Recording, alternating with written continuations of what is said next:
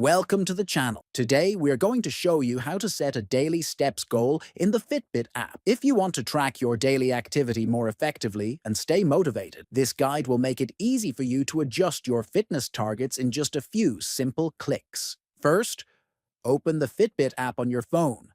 Next, tap on your profile photo located at the top right. Then, from menu, click on Fitbit Settings. After that, scroll down until you find the section labeled Activity and tap on it. Click on Steps to access your step goal settings.